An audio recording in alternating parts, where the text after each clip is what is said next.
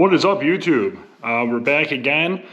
I've already kind of started doing some of this work, but I thought I should stop and kind of bring you guys up to speed of what's going on. I got some new equipment. I got a new compressor and stuff like that. So right now I'm just trying to figure out how I'm going to organize all that. This is going to be a video working on the car, but I'm trying to get this stuff kind of taken care of first. So let me show you. Here's the new compressor. It's a 60-gallon, two-stage compressor from Lowe's. I got it for a ridiculous deal. I couldn't really pass it up.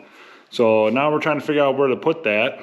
And that's going to go somewhere over here for now.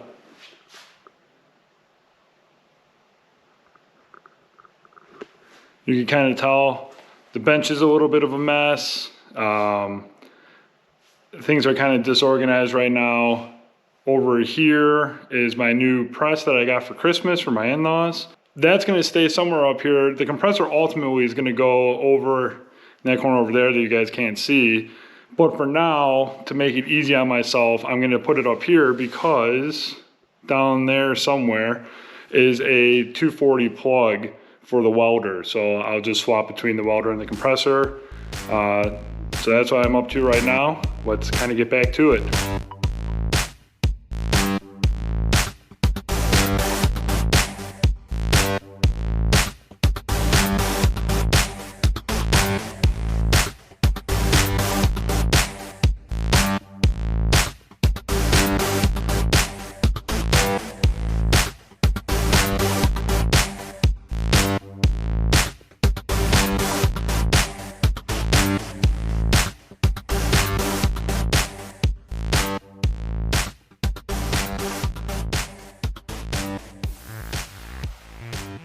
Okay, well that was crazy loud. There is a nail or something on the bottom of the skid. Man, did it just scream when I was sliding it around. But I think this is gonna be the setup for now.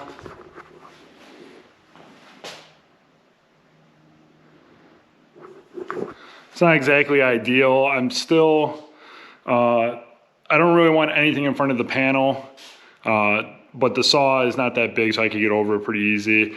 The compressor is also blocking an outlet back there. I could get to it, but again, I'd prefer not to have it like that. I'm not sure if I'm gonna take it off the skid yet. I don't really wanna do that until I put it in its final resting place, which is not gonna be up here. But we'll see, because on my skid, it's kind of turned a little bit, as you can see. So the discharge is back there. So this looks okay. But I still have all this stuff I gotta find somewhere to put now. Some of that's garbage, but most of that's some different tools. I have two different toolboxes. One of which is, I think, almost completely full, and the other one's like half full.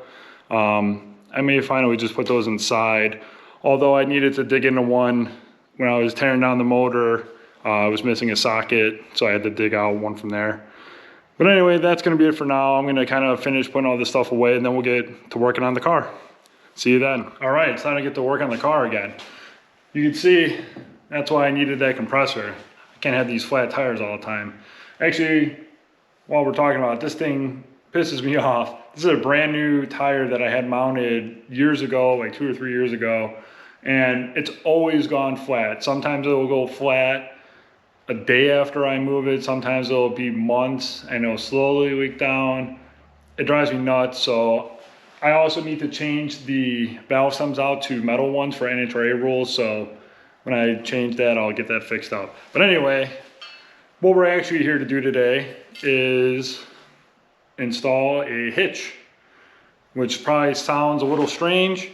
There's a couple of reasons for me wanting to do this. One, I've said that this car is primarily going to be a drag week car. This will give me the ability to tow a small trailer. The other thing it's going to do is, because this car never runs, even though we're working on fixing that, but since this car never really runs and I have this lift, I like to use the lift for other things. So I'm going to build a push bar setup that will go into the receiver of this, and then I have a receiver on the front of my ATV already that I put on a couple months back. That will allow me to put a push bar between them, and I can move the car with the ATV make my life a lot easier. Right now, I have to strap it, pull it with the ATV, use a winch. There's a couple different ways I moved it around, but it's always kind of a pain in the butt. Usually it takes a couple people, 2 or 3 people. This, I'll still need 2 people. Someone's still gonna have to steer the Lexus, but at least they could just sit in there. I could pull it all the way out, push it back in, and it won't be too bad. I'm gonna be working on my sister's car pretty soon, so it's gonna have to come off the lift, move it over to the middle because we're also getting a ton of snow over the weekend. So that's the plan. I'm gonna get this on, then I'm gonna do a little bit of fabrication for receivers to get ready for the push bar. So let's get started. Okay, this should be pretty straightforward actually. This is a completely bolt-on setup, which is pretty nice. Not that fabricating is that big of a deal, but it's nice to have something bolt on for once. And I think it actually should bolt on because that's another problem. But it goes where these tow hooks are. I've already actually taken this one off when I was doing the transcooler. I took it off to make sure I wasn't gonna be in the way of anything. Didn't even think about how the hitch fit back here, so hopefully I lucked out with that. I think I should be okay. But if not, we'll have to tweak it from there. The only thing I'm a little worried about is the tow hooks. It looks like they're gonna hit the bar the way they are set up currently, but I'm gonna see if I could spin them around or what I could do. It wouldn't be the end of the world if I couldn't use them, but it'd be nice to leave them in there if I can. So let's grab this thing and get to work.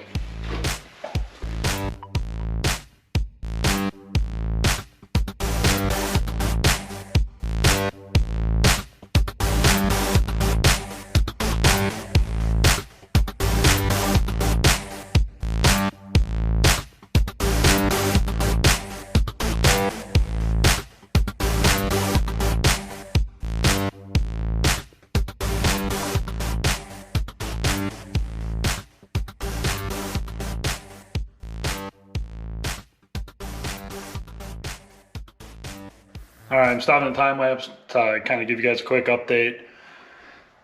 The tow hooks, I don't think are gonna work. I'm gonna actually try to flip it around. This side, which is the driver's side, I should be able to do it, no problem. I don't have to worry about anything over there. So if it spins around and it's facing further towards the outside of the car than it was originally, it's okay on that side because I don't have exhaust or anything. Nothing will be in the way, or it won't be in the way of anything.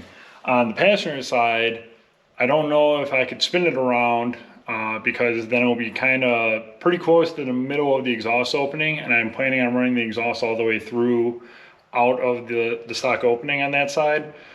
So I don't know that I'll be able to do it. If I have it spun the way that it was originally installed, it's almost completely blocked by the drop down and the cross piece of the hitch.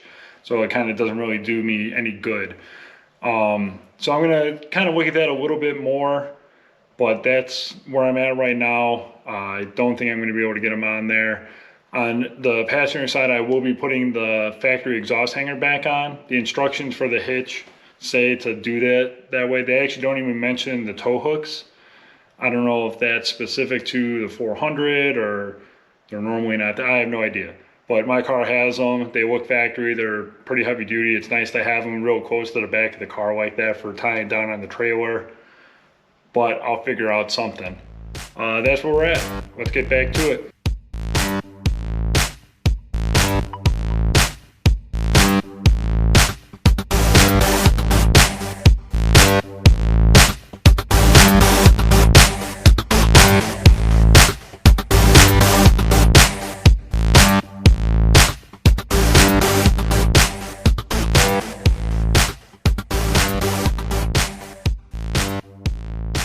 Okay, that's all done. I had to take the tow hook from the passenger side and put it on the driver's side. The holes were not square pattern. They were narrower on one end than the other. So I basically had to flip it around and put it on the opposite side. Like I said before, it puts it right in the middle of where the exhaust is gonna come out. So I can only do it on the one side. Kind of sucks, but at least I have something I could hook onto. It's better than having nothing. But this thing looks real good up here. Let me show you.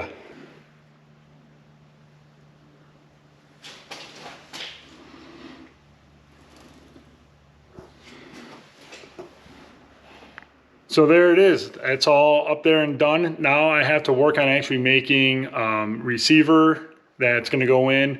I got some stainless steel square tube from a buddy of mine. I need to put a plate on the end of it and drill the hole for the pin, I think is all I need to do. So let's get working on that now. All right, this is what we're gonna be working with here. I guess we'll start out with these. So this is 2-inch square tubing, stainless steel, and it's thick. I think it's 1/4 inch thick, way more than I need, but my buddy had it and he gave it to me for free. This is 1.25 inch stainless as well, much thinner. I didn't measure this one. It's probably 1/8 inch or so. Again, more than enough to handle moving the car around. These are only going to be used for pushing the car. So I have this scrap piece of 1/4 inch thick mild steel. Show you the thickness there. I'm basically just going to cut a square plate to put on the end of each one and weld them in place. And then when I get the actual push bar itself, it's going to have 2 tabs that'll come off that the pin will go through, and that'll get welded to the face of this metal. So I could, you know, put the pin in, put the bar on, push the car around, move it around. The only other thing I'm going to have to do is put these into the hitches and mark where the pin's going to go so I can drill a hole to put the pin in. But let's get to cutting some metal. Now let's get these marked out here.